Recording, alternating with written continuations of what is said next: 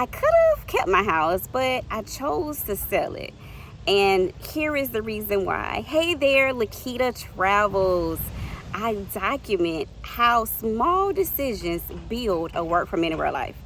So, to take you all back just a little bit, I owned a home in Jacksonville, Florida.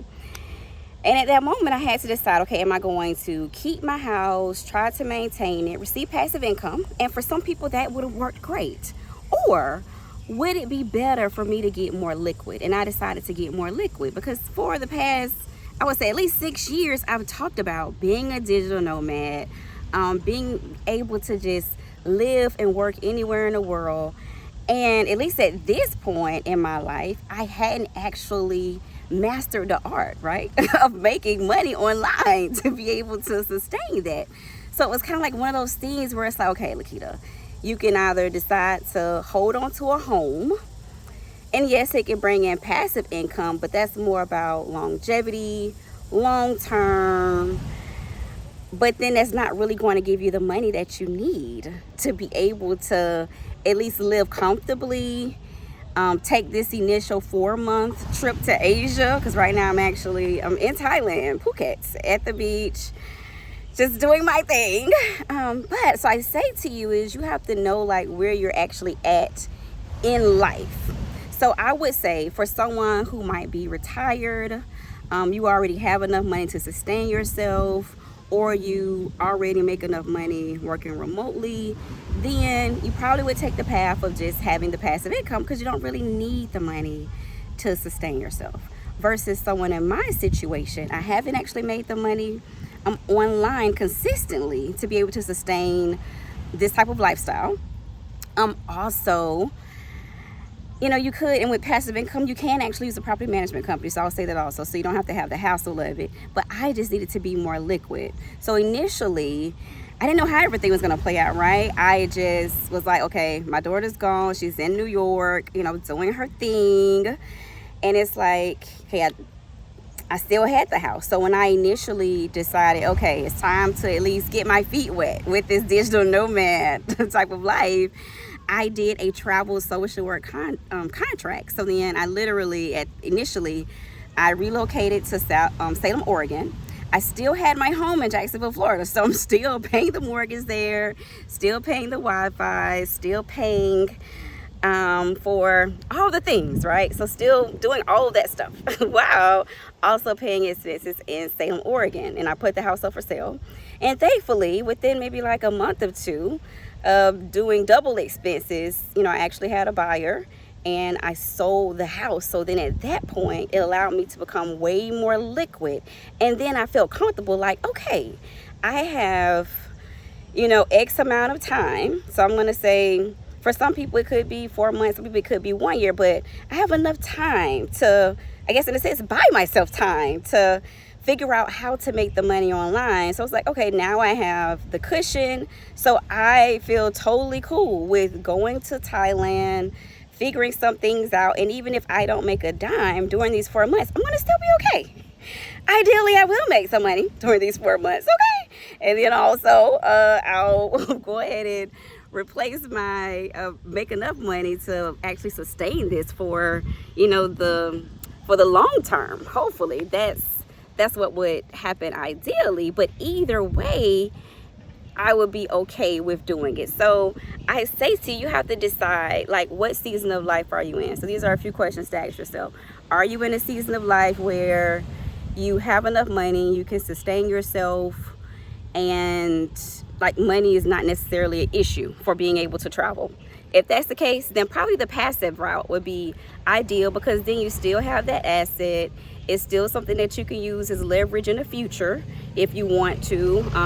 Generational wealth, pass it down to whoever you want to pass it down to.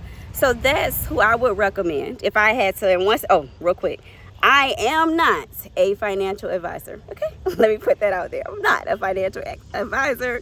I'm not an expert either.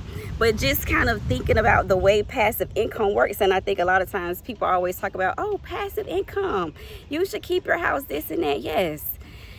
And for those who have the money, passive income would be the best route to take. But for people like me, where you're like, no, I need to get more liquid.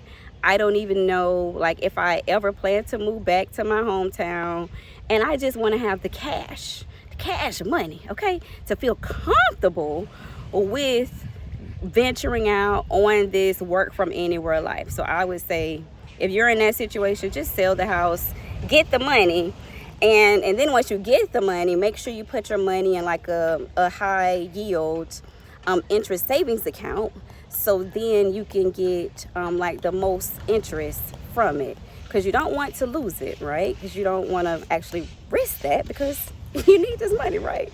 So you might not want to put it in the stock market, because yes, you can make more, but you can also lose it, versus sell your house, put the money in a high yield savings account, so then you can still make some money and be okay. So you're still making a little profit off of the money that you've actually received from selling the house. So yeah, you have to just know yourself, know where you're at in life, know what's most important to you, and really be honest about your financial standing.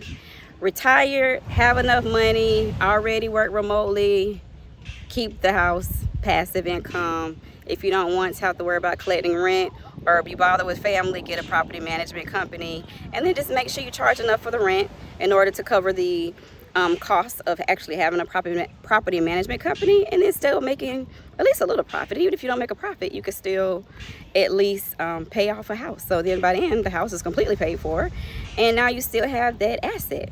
And if you know that you have a home, and in my situation, I kept saying, okay, when I make enough money, when I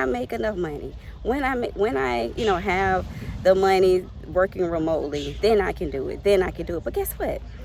That just never happened. And not saying that it never will happen, but I feel like, taking the leap, selling the house, having the money in the bank to have that cushion is now giving me the freedom and the flexibility to be more creative, create content, finish working on my book, just getting different things done that I probably might not have been able to get done while I was still in the States.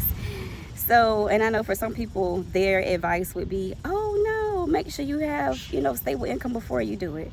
I'm not going to recommend that. I'm going to say either have stable income or make sure you have a decent amount of money in your account, cash, even if it's not directly in your immediate account. At least have quick access to if you need to, but have enough money so you can feel comfortable to live, so you don't feel pressed. Because it's like when we operate from a space of like desperation, or oh my goodness, I don't have any money, I'm broke. it's giving it's a repellent in a sense, right? And we want to be in a season of attracting wealth, attracting prosperity, attracting all the things that we want to welcome, into our lives. So having that cushion, if you're in my situation where you don't make enough money online yet, but you don't want to just keep waiting forever, because I'm just so happy that I went ahead and did this, because I'm like, what am I going to just wait another 6 years, to just be like, okay, when I make the money line, versus just saying, hey, sell the house, use it more as a tool for leverage, and then go from there. So that would be my advice. Already make enough money remotely, retired, steady paycheck, can sustain yourself, living anywhere in the world, passive income, keep the house. Need to get as liquid as possible, want to have enough money in the bank to feel comfortable with, venturing onto this work from anywhere lifestyle, digital nomad, expat, whatever you want to call it. Go ahead, sell the house, get more liquid. This is Lakita Travels.